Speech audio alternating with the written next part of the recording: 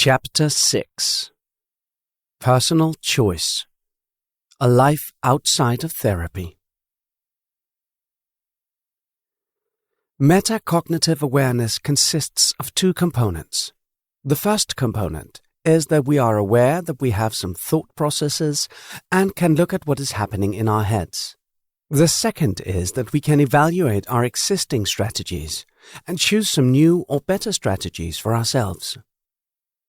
According to the American psychiatrist William Glasser, we are making choices in our lives all the time. And these choices have an impact on our relations to other people, and thus on our psychological well-being. Sometimes we also make choices that can have consequences for ourselves. We might not prioritize time with our children because we are developing our careers, or we do not see our friends because we would rather be exercising. These choices are going to have an impact on our close relationships. A perhaps more destructive choice could also be to live with the symptoms of psychological distress and do nothing about the anxiety or social phobia, choosing to withdraw or isolate, and stop seeing friends or going to gatherings with other people. If we begin making different choices other than the ones we've made so far in relation to our mental life and mental strategies, we can influence the context in which we live, and thus also our relationships and well-being. We must practice. In order to have a good outcome from a course of therapy, we need to choose that we will also do what it takes to get better. Often clients think that it is the 45 minutes when they are sitting with me that will make a difference in their lives. But it is the moment when a client walks out the door that the work begins. A person can choose to come to my clinical practice and speak with me, but they also have to choose to go home and work on getting better by carrying out the tasks that I give them. That is why my clients always have homework when they leave their sessions. All the homework a client receives is adapted to the individual, because there must be a real chance that the client will carry out the work and do the exercises. A woman with obsessive-compulsive disorder will therefore not be told that her homework is not to wash her hands an entire day, if she tends to wash her hands more than 50 times a day. It will not be possible for her to do the homework. It is about taking small steps, while the intention and desire to try to do the homework and create change is present. I have met a lot of people who believe that motivating thoughts and desire always come before action, and therefore thoughts are necessary for real change to happen in people's lives. But no matter how many fantastic thoughts we have, nothing will happen unless we act.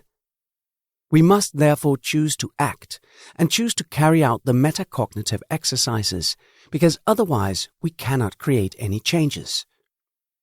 Knowledge is important, but unused knowledge is trivial knowledge. We can be so clever as to read the most fantastic books and think big thoughts, but we must also go out into the world and use our knowledge.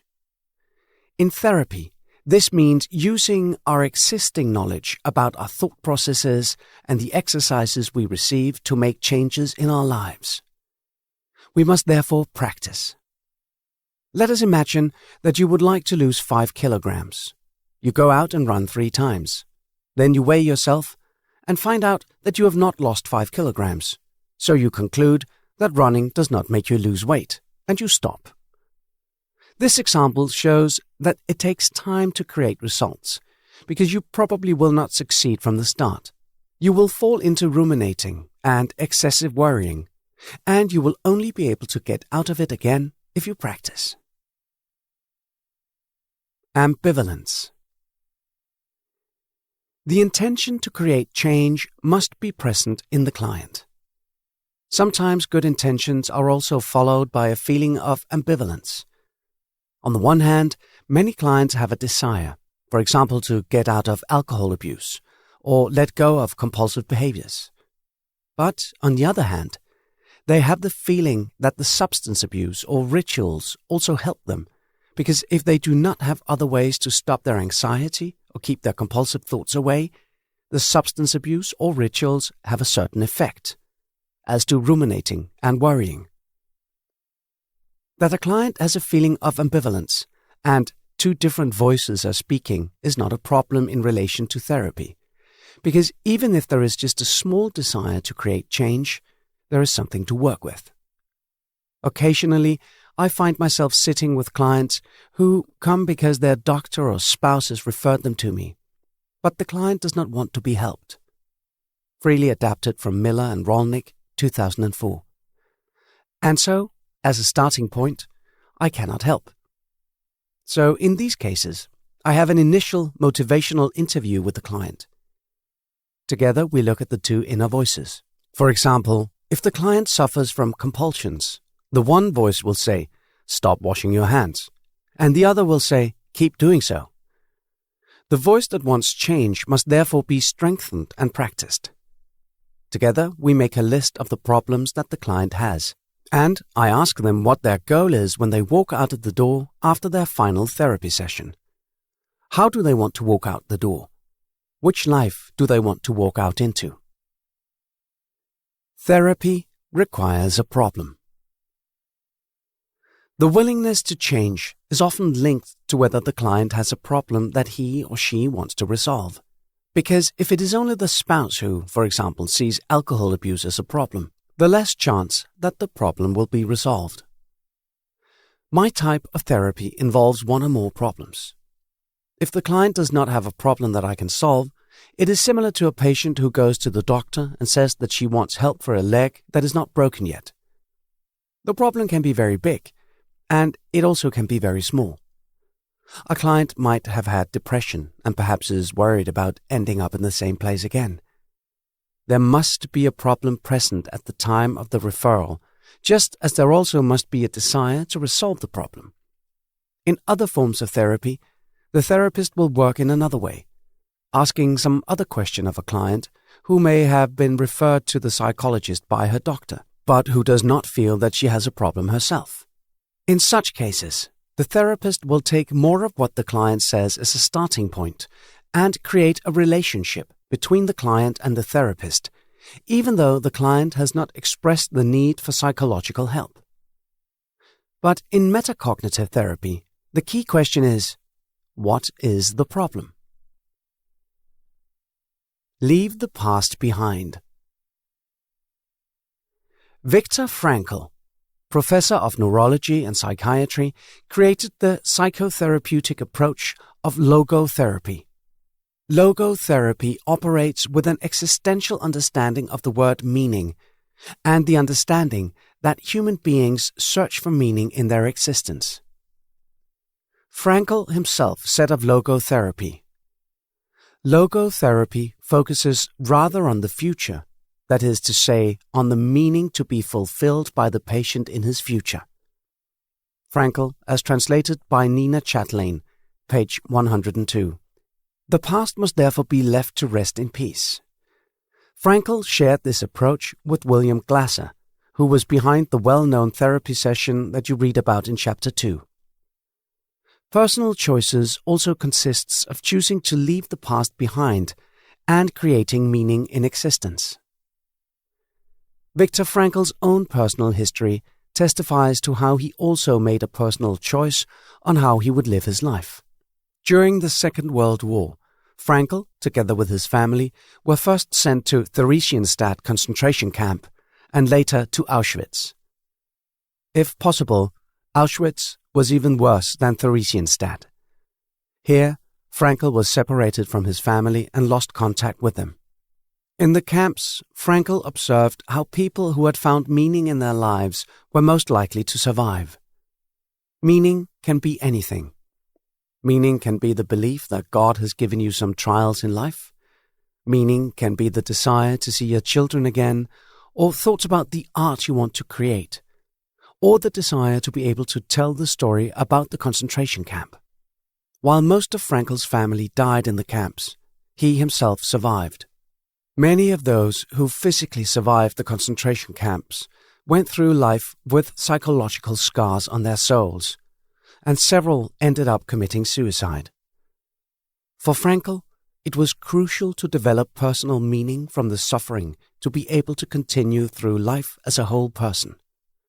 Also, see Frankl, 1980 and 2000. He took these experiences with him and created a new psychological understanding. For the rest of his life, he continued to explore what personal choice and creating meaning in our lives means for the way in which we live. Even though we can be subjected to some horrific conditions that we cannot change, we can make a choice if we understand that we have a freedom within the walls of our conditions and personal contexts. No change without action. At one time, I had a woman in my practice who wanted to lose weight. She had many different triggers, and each time she had them, she responded with CAS and CAS-related behavior and began to overeat. This happened both when she was alone and when she was together with others. I gave her some homework to do. She had to, among other things, learn to postpone her response to the triggers and learn to control her awareness so that she reduced the excessive inward focus. After a few sessions, she told me that what we were doing in therapy was not working because she had not lost weight. I asked her what specifically was not working. "It's all this talk," she told me. "That's absolutely correct," I answered, "because I can't talk you into becoming thin, and neither can I talk myself into becoming thinner. If I could do so, I would be hospitalized with anorexia by now, because my words are not enough to make things happen." So I asked her whether she had prioritized her homework and done her exercises. "No," she replied, "because that's what you're supposed to help me with, and I don't know if they work either." "Well, they certainly don't work if you don't do them," I said. Real life happens outside of therapy. I usually have 45 minutes with my clients once a week, and the rest of the time is their own. I can make them a plan, come up with some strategies, and give the client some techniques, but I cannot do their work for them, and I cannot create change through my words alone. Change cannot happen without action. This is where personal responsibility comes into the picture. Adaptation. I often hear in therapy sessions that people feel afflicted by life. Their expectations have not been met, and neither their dream about the perfect family or a certain education has come true. Their home is a 2-bedroom apartment instead of a large 2,000 square foot house, and their job is not at all the job it should have been. Many people feel that it is life that has cheated them. Instead of their existence being life, life becomes an idea of how life ought to be. Viktor Frankl said that the problem is that life does not conform to our wishes and dreams. Rather, it is our desires, dreams, and choices that must adapt to life, because there will always be some choices that we cannot make. We have to adapt to some framework and make the best of it.